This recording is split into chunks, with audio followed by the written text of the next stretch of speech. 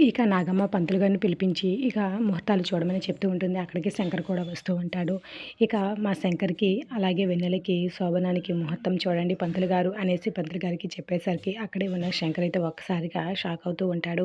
"ఏం మాట్లాడుతున్నావు పెద్దమ్మ" అని అడుగుతూ ఉంటాడు. అప్పుడే అక్కడికి ఇక వెన్నెల కూడా వస్తుంది. అలాగే వాళ్ళని చూస్తుంది తప్ప ఏమీ మాట్లాడదు.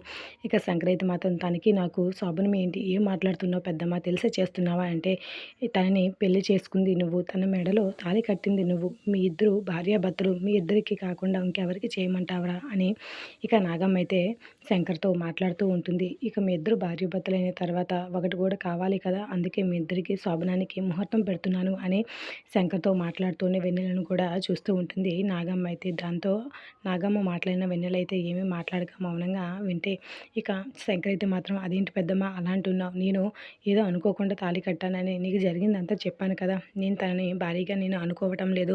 అనుకోనప్పుడు అలా నేను తనతో ఎలా ఇదంతా చేస్తానో చెప్పండి. నాకిది ఇష్టం లేదు అని నాగమ్మకి శంకర్ అయితే చెప్తూ ఉంటాడు. అది అది కాదురా భార్య అయినప్పుడు తప్ప భార్య అయిన తర్వాత ఇవన్నీ సాంప్రదాయంగా జరగాల్సిందే అని నాగమ్మ అయితే చెప్తూ ఉంటుంది. ఇక బొమ్మలా చూస్తూ ఉండిపోతుంది వెన్నెల తప్ప ఏమీ మాట్లాడదు. మరి నిజంగా శంకర్‌కి, వెన్నెలకి శోభనానికి ముహూర్తం పెట్టిస్తుందా? ఏం జరుగుతుందో వచ్చే ఎపిసోడ్‌లో మిస్ కాకండి. ఇది రిజల్ట్.